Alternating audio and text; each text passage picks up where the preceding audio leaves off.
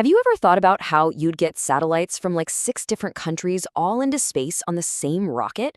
Well, that's exactly what we're digging into today. We're talking about the PSLV-C62 mission, and it's a fantastic look at what a commercial ride-share to orbit is all about. And here it is. This is the Polar Satellite Launch Vehicle, the PSLV, and this specific one is for mission C62.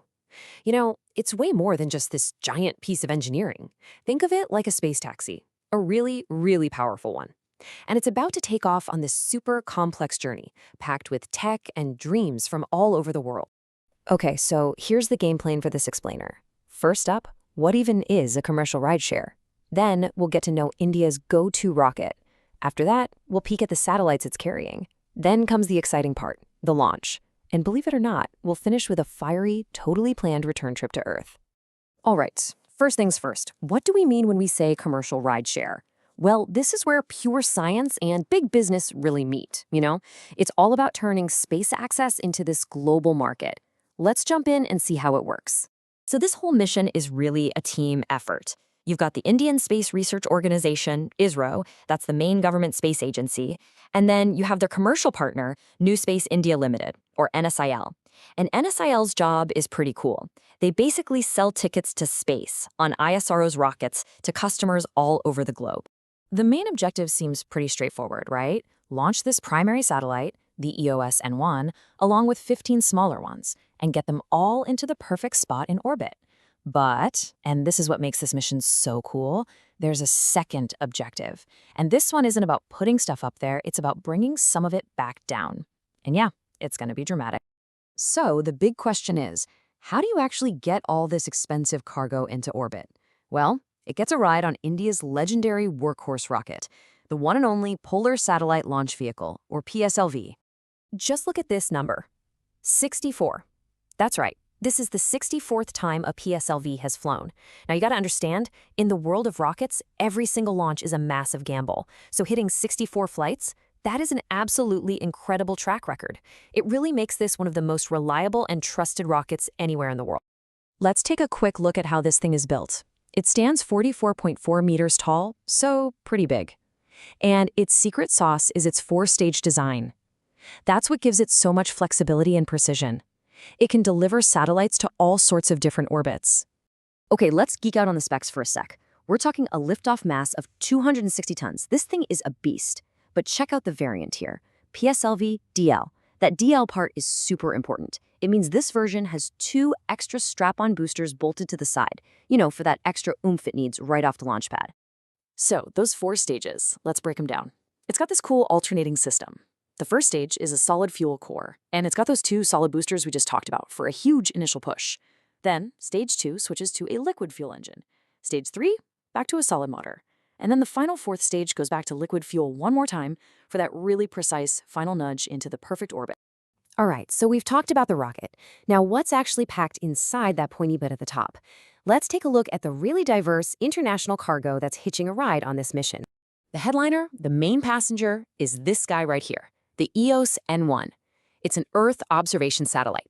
Its whole job is to keep a close eye on our planet from way up there in space. But it's definitely not flying solo. I mean, just look at this guest list. It's a truly global payload. You've got Theos 2 from Thailand and the UK, also for Earth observation. There's Munal, which is a cool university project from Nepal. Brazil is sending up Aldebaran 1, and its job is to help rescue fishing boats.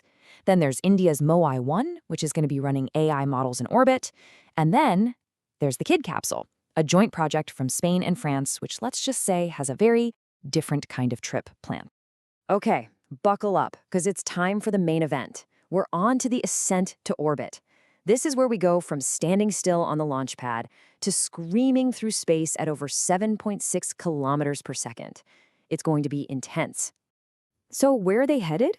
The target is something called a Sun Synchronous Orbit, or SSO for short. Now, what the heck is that?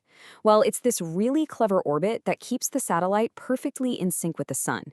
And what that means is it flies over the very same spot on Earth at the very same local time every single day. For taking pictures and watching the planet, that kind of consistency is just incredibly useful. The launch itself is it's like a perfectly timed, violent symphony of events. At T0, we have ignition. Then, not even 2 minutes into the flight, that massive first stage is all used up and it just falls away. A few seconds after that, the heat shield pops off, and for the first time, the satellites are exposed to the vacuum of space. Around the 8-minute mark, that final fourth stage kicks in to push it into orbit. And then, get this, just 18 minutes after lifting off, the main satellite, EOS N1, is gently pushed out into its new home. But wait a minute, the show's not over yet. After all that, the mission still isn't done. This is where we get to the final part, a fiery return to Earth. And trust me, this is where it gets really, really cool. So, after it's dropped off all its passengers, you'd think the rocket's fourth stage is done, right? It's basically just space junk at this point. But no, it does something amazing. It fires its engine up again. But this time, it's not trying to go faster. It's firing in reverse. It's a deboost burn. It's literally slamming on the brakes so it can fall out of orbit and come back to Earth. And this isn't some kind of malfunction. It is a totally planned, carefully choreographed ending. The official mission plan says it right there. Both PS4 stage and Kid capsule will re-enter into Earth's atmosphere, and impact will be in the South Pacific Ocean. So why do all this?